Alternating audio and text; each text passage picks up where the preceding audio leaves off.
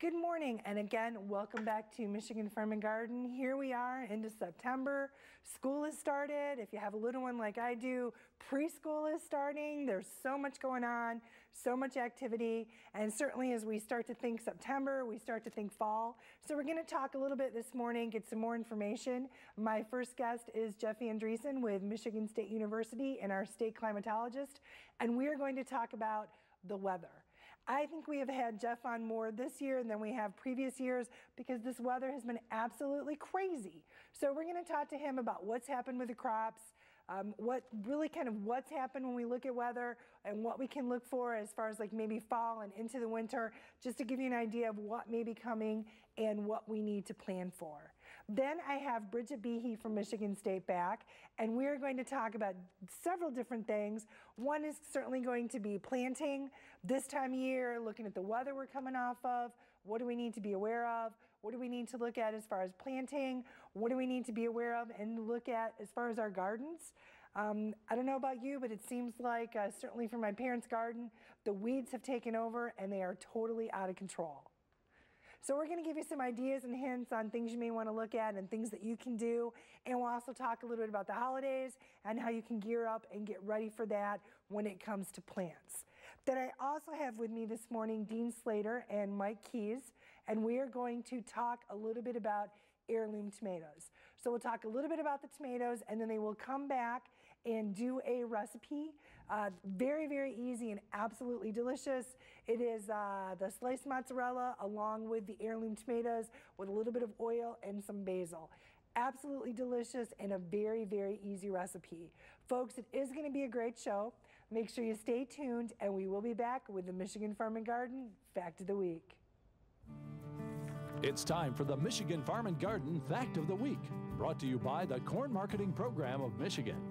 The highest temperature recorded in Michigan is 112, recorded on July 13th, 1936 at Mayo. The lowest temperature in Michigan was -51, recorded on February 9th, 1934 at Vanderbilt. For more information and to track weather, go to enviroweather.msu.edu.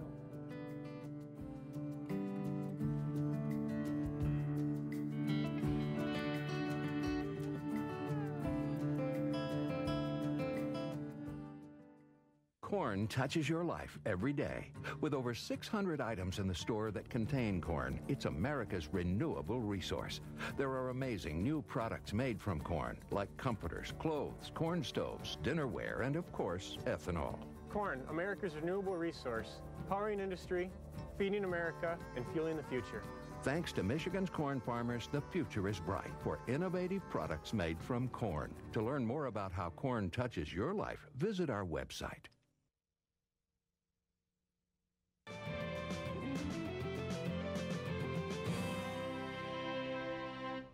And welcome back. We are back with Jeff Andresen, state climatologist at MSU. Welcome back, Jeff. Well, it's good to be back. Thanks. It's good to have you here, and it has been a crazy, crazy year for weather. I think we've run out of superlatives this year. Very, very trying year, of course, for much of the agricultural sector in the state, but a year of extreme. So we just almost, we're hoping for something a bit closer to normal here in the coming months. Well, and certainly when we look, we mentioned crops. They're not all off yet, but it really has been tough on some of those crops. It has. We started off with a near record warm winter, a mild winter last year.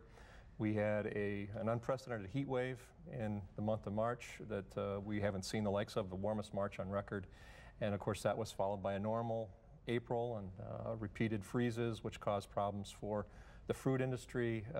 And then of course the second week of May we had the onset of the worst drought we've had in Michigan since the late 80s. So we've had just about everything, many new records set, including here in the Lansing area, new all-time high temperature records. So again, I think most of the atmospheric science community is ready for something a little less extreme. Well, and what can we look forward to? You know, fall. Some of us like the fall color tours. We're thinking about what we can do to get ready, and what kind of weather can we expect if there's an answer to that. Right. The way things have been. The trends are, we think that there is an elevated chance or elevated probability of continued warmer than normal weather here through the fall, and I think. Maybe a little on the drier side too, and at least for some of our agricultural sector, that would be good news, a good or favorable harvest. We still have drought conditions to deal with, of course, in many parts of the state, so we will be looking for recharge at some point. But right now, for maturing crops and for dry down of grain and that type of thing, the forecast, I think, is relatively favorable. Looking further ahead, we may be seeing a return of El Nino in the equatorial Pacific, and if that does occur, and right now probably a 2 out of 3 chance, or at least 65% chance that will occur, statistically we would typically see a milder and drier than normal winter in the Great Lakes region. So maybe not last year to that extreme, but at least milder and drier than typically we see. So, and that is our official outlook right now for the upcoming winter season. So for agriculture, we want to make sure we just kind of watch that, because we really do need some more moisture. And even when we do have the mild winters, there are impacts. Some of the insects and other pests that typically don't survive our winters here in the upper Midwest. And those winters, they do survive, and that's certainly one impact that we've dealt with. And for some soils, the lack of snow cover means more risk of winter kill or winter injury, and there are a number of impacts just on a different side. But for many people, it means maybe moving less snow than we have to typically, and fewer or lower heating bills. So it depends on how you look at it. There's pluses and minuses. Yeah, it always does seem like there's those trade-offs, and we just want to make sure we keep people thinking when we think of ag, there are some bigger issues than moving the snow as far as the crop. And I think next year we're hoping to get some more of those normal crops, because I like a lot more peaches and apples and cherries than I was able to get this year. No, it's been a very, very trying and difficult year for many sectors, and we would have to expect something much closer to normal next year. It's just we rarely see years with back-to-back record type or extreme weather like that. So I think we can keep that in the back of our mind, and we can never say never, but the odds were, and based on historical statistics, are very, very low of anything like that. So right now we're just hoping we need water here in the off season for the season next year, and we depleted things almost to an extreme this year, and especially in the southern part of the state. So we will need water, and I think that's primary. That's one of the major, for agriculture, maybe the major needs.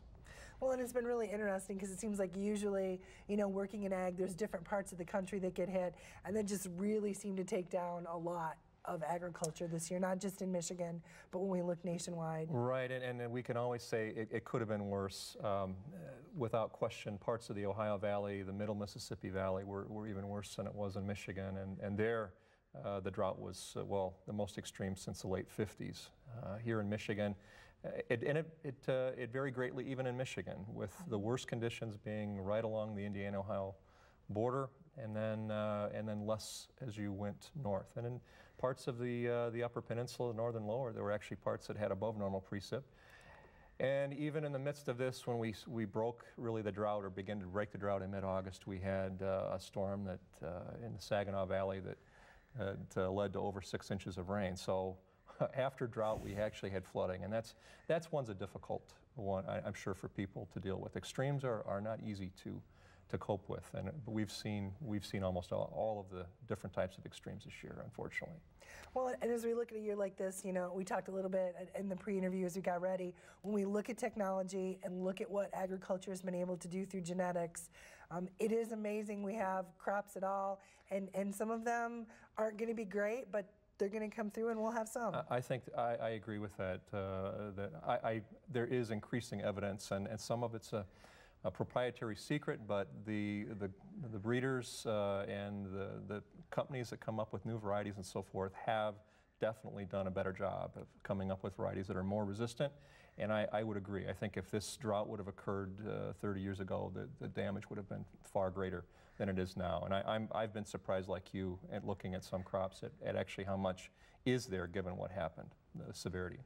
Well, and Jeff, I want to make sure we have a chance to talk about EnviroWeather, tell folks a little bit what it is, and I want to make sure they have a chance to visit the website and they can do some of their own searching. Well, EnviroWeather briefly is a network of automated weather stations. They're out there on their own, and we obtain data from this network of over 70 sites now, and we've actually expanded into extreme northeastern Wisconsin. In agreement with Wisconsin, but the information from this network comes out hourly, and it's in contrast to many types of information which are based or servicing aviation or other uses. Agriculture is natural resources are the primary reason for taking the data, and we have types of soil temperature, soil moisture, solar radiation, variables that typically aren't measured are in our network. They're collected automatically, they're on the web, and then I think the best thing about EnviroWeather is that we have a wide variety of different applications and tools that use the data and then actually hopefully help people to make some decisions about weather-related processes. Wonderful. Well, thank you.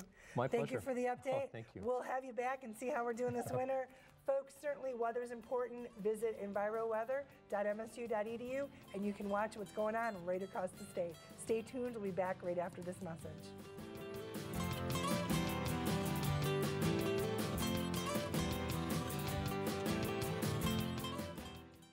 The Cherry Marketing Institute wants you to know about tart cherries. Cherry's red color comes from powerful antioxidants. Available year-round, it's easy to incorporate cherries into your daily diet. Visit choosecherries.com. Michigan's 1,000 apple growers take pride in producing delicious apples from one generation to the next. From the Great Lakes come great flavors. Look for locally grown Michigan apples. Have Jody speak at your next agricultural event. Go to jodylive.com.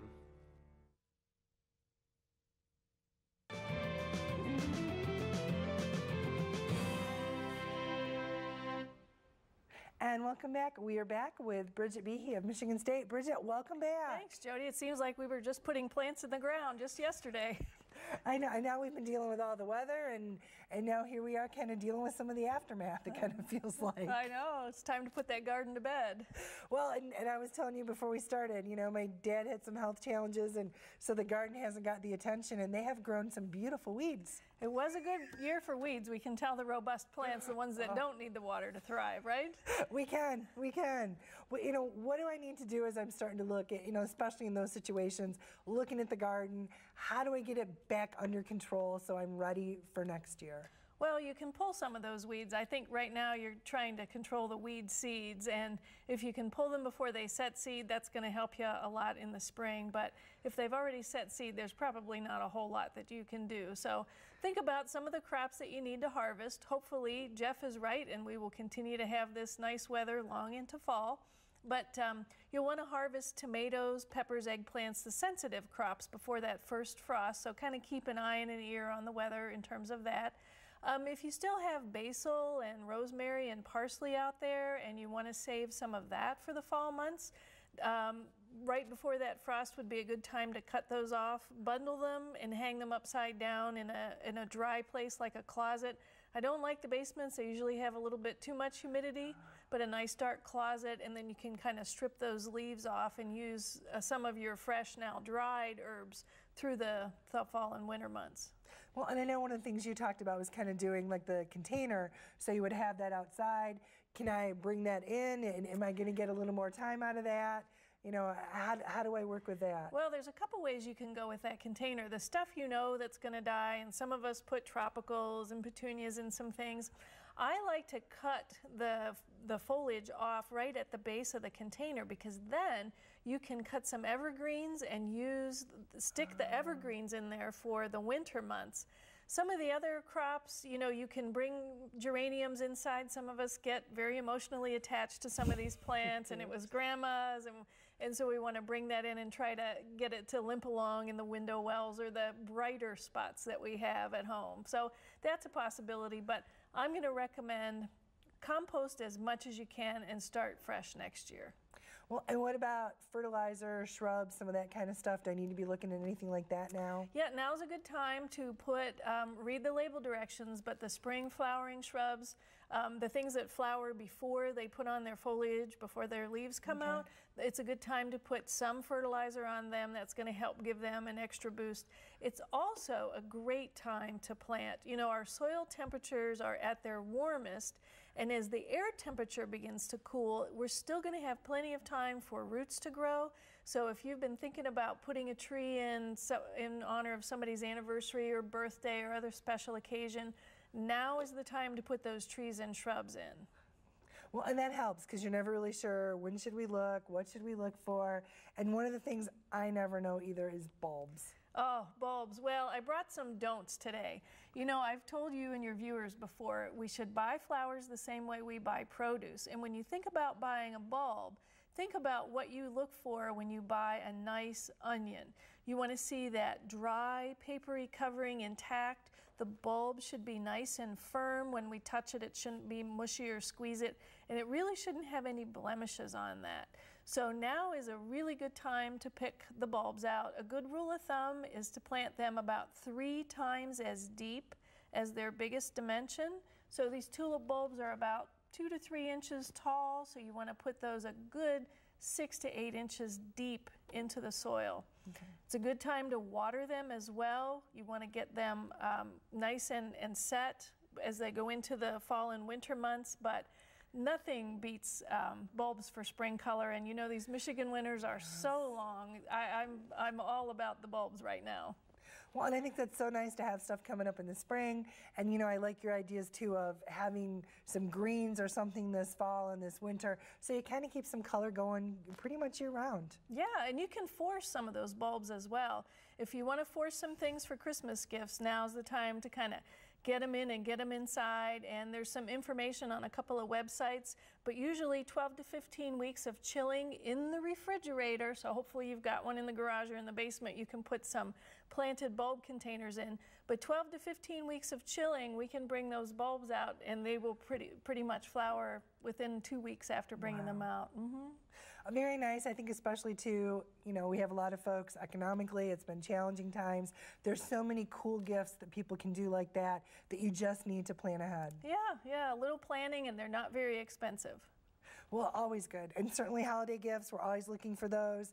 And let's think, you know, we're going into fall. What are some other tips or things we might not be thinking about that we really need to do or even take care of? Well, we're very protective of our roses here in Michigan. We love them. If we continue this nice warm fall, you don't want to cut them back too early, because if we cut them back and we get a little bit of flush of warm weather, that's going to push those roses to put on new growth. So really wait till those daytime temperatures are consistently down into the 50s and then even a little bit cooler before we put the styrofoam containers. You know, I'm kind of old-fashioned. I like to just mound the leaves on there and put some burlap over the top, and then I don't have to worry so much about a styrofoam top.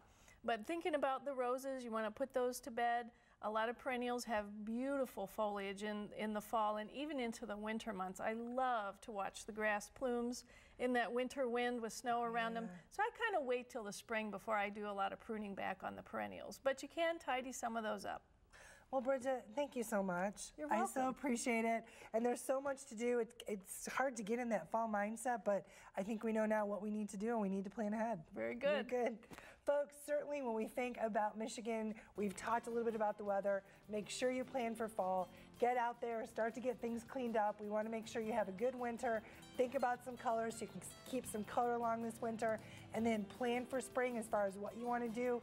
Get those bulbs in now, and we will put information and we will link you on Farm and Garden. Folks, stay tuned. We'll be back right after this message.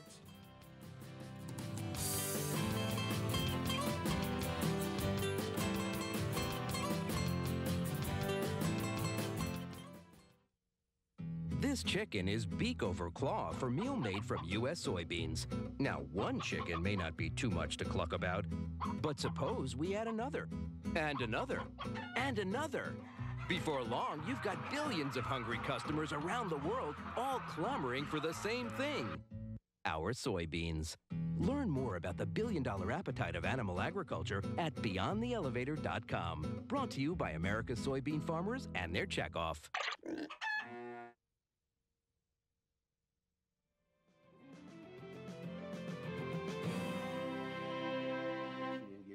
And welcome back. We are back. We are back with Dean Slater and Michael P.K.S. from P.K.S. Heirloom Tomatoes. Welcome. We had you on before. We couldn't get through it all. Good to be back. Good to have you here. I'm going to go ahead, and what we ran out of time was really to talk about heirloom tomatoes and some of the different varieties. Okay. Yeah, there's a lot of diversity. Like I said, there's wild tomatoes. These smaller ones are wild. This is a spoon. There's reds, blacks, striped, spots. We have them all. As a matter of fact, P.K.S. has some of the most exclusive tomatoes on the planet, some of the rarest ones. Date back all the way to 1843, actually.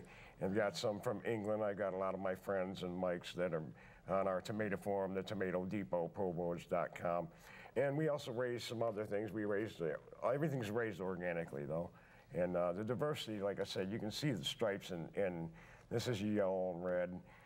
And some of them are crossed. We make crosses, open pollinated crosses. They're not GMO, they're actual crosses. Like a lot of people look at this blue one and they would think that that is a GMO. It's not actually, it's from a wild cultivar and a domestic tomato. And that's how you get the anthocyanin in there. And yeah, the whole thing is, like I said, Mike and I have been collecting these for forever, and we got them from all over the world. And like this is a green one ripe. It's actually, that tomato is ripe. And there's many, many species of the green one ripe. Excuse me, cultivar, not species, but yeah, you can actually eat that tomato right now. It's really delicious. Well, and I think that's important because a lot of times, you know, you're right, we think of red means it's ready. So if we see different varieties, we're probably not in tune enough to know, hey, you know what, it is ripe, it is ready. Right. It's just a different kind. Well, we've had friends of ours that have bought the green one ripe from us, and have actually allowed them to rot on the vine waiting for them to turn color. You know, and it's not funny, but it is. We have been brainwashed to the point that red tomatoes and pink tomatoes are the only ones that exist. A lot of the restaurants up in Traverse and up in Leland buy from us, and they use our smaller, colorful tomatoes for what they call specialty salads. And the people are really enjoying them, and they continuously try to get hold of us. Dean and I, yesterday was Sunday, and we're out making deliveries on Sunday. On Sunday. We do deliveries, yeah. We'll deliver to your house for no less than 20 pounds. We'll come right to your door. But as you know, that's the thing, is the prices of heirlooms have gone up along with everything else. I mean, some places either $5 to $6 a pound, some as high as $8. A lot of the ones that you get in the store are actually hydroponic. They're heirlooms, but they don't tell you they're hydroponic. So if they're perfect looking, like you can see, this is really fasciated. If they're really perfect looking, chances are pretty good that they're a hybrid or they're hydroponic. You know, heirlooms just have flaws in them. A lot of people don't understand. A lot of that's genetic or due to weather or stuff like that. You know. But a lot of cultivars actually have that in their genetic makeup. They get concentric cracking around the tops and everything like that. And it's perfectly normal. Just cut that part off.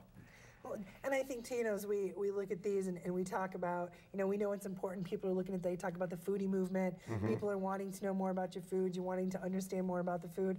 I also think people are getting more acceptance of food that's not perfect, to understand that that's just how it is with weather, with other events. This is how some of these end up, but they're still absolutely wonderful and very delicious. And, yeah, and in fact, like I was telling you about the stuff that we offer as P.K.S. We have an affiliate, Mary Seeds, and she's probably the biggest online source of heirloom tomatoes in the country. And certainly we're partnering up with her and doing a seedling business where we'll ship all over. Anywhere in the nation, you know, and sometimes we even ship overseas. It all depends on what the order's for, and due to the shipping costs, some have restrictions, like Australia. You can't send anything to Australia because they're really bad about their restrictions on what they import, you know. So I mean, the availability of the seedlings too and the seeds. But for us to get a order for 200 pounds of tomatoes is not unheard of a day. Mike and I have made as many as 3 runs, you know, a day. And you can call us at any time, and we'll be there. We'll deliver, you know, 20 pounds. Well, and I think it's neat to know, too, as we look at the state and we look at the opportunities, and we always talk about agriculture, but certainly, you know, heirloom tomatoes, and we look at the heirloom vegetables, great opportunities for the future, great opportunities for markets. You know, Dean, Mike, we appreciate you guys coming in, sharing a little bit more information. We're going to have you stay. We're going to take a break. We will come back, and we will do a recipe, and we can talk a little bit more about some of the unique heirloom bounty that we have here in the state of Michigan. Stay tuned. We'll be back right after this message.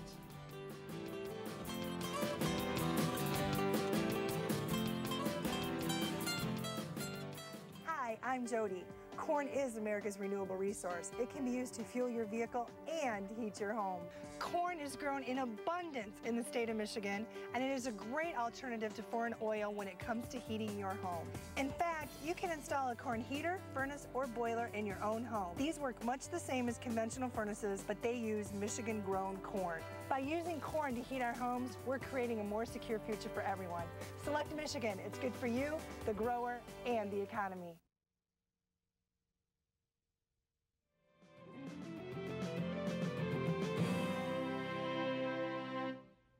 And welcome back. We are back again with Dean and Mike. Thank you so much. And Dean, I'm going to turn it over to you and have you walk us through this gorgeous, delicious recipe. Oh, it's not really complicated, but the key is, as you know, fresh ingredients and really good cheese. This is fresh mozzarella, and it's about a pound, and sliced like 1/4 inch or 1/2 inch, your preference. And all it is alternating layers of tomato, fresh basil leaf, mozzarella, and so forth. And you want to hit that with some good sea salt, and you want to drizzle a little olive oil and maybe a little bit of balsamic. You don't really need a lot because the tomatoes provide most of the flavor right in this dish, you know. And there's a diversity. You can layer different colors. You can do any way you like, you know. But that's it. It's really a basic, simple dish, but it's really delicious. Well, and I think sometimes, you know, we take for granted some of the easy stuff, that very easy, and if you have things like that around and people come, it's pretty easy to pull together some kind of an appetizer or some kind of a dish just from stuff that you have by keeping good Michigan produce right in the refrigerator. Yeah, you can't beat Michigan produce. You just can't. Well, and folks, if you'd like to try the recipe, as always, you can visit us online at MichiganFarmandGarden.com, or you can write to us at Michigan Farm and Garden Recipes, P.O. Box 461, Williamston, Michigan 48895, and we'll go ahead, get you on the mailing, and get the recipe out to you. And I mean, as you guys look to the future, what are some of the kinds of things and some of the opportunities that you think are out there? We have discussed this, and we are now combining with Mary Seeds, becoming an affiliate with them. We have other breeders that we are in touch with, that we're exchanging seeds with, some of them being in California and Florida, down in Mississippi. We have, and we finally refer to him as P.K.S. 3. P.K.S. South, yeah. Blaine Horton. And we grow our seeds when we get across, and it's an F1. And basically it's an F1 after you grow it out the second time. And we send our seeds from here because we only have the one short growing season. And we'll seed that plant, we'll send it down to Blaine. Blaine will grow it down in Mississippi until his growing season ends. It'll be sent out to California or to Florida or someplace down in Texas. They'll grow it out. By the time we get it back, it may be an F4 or an F5, which would stabilize it. It means it no longer breaks down into what the parents were. It becomes its own entity. I appreciate you guys coming back, and we'll make sure we put your information on the website. Folks, when you think of Michigan agriculture, we know we have very many unique opportunities. Think of our heirloom vegetables, and if you want more information, go to the website. I will see you back here next week on Michigan Farm and Garden. Bye-bye.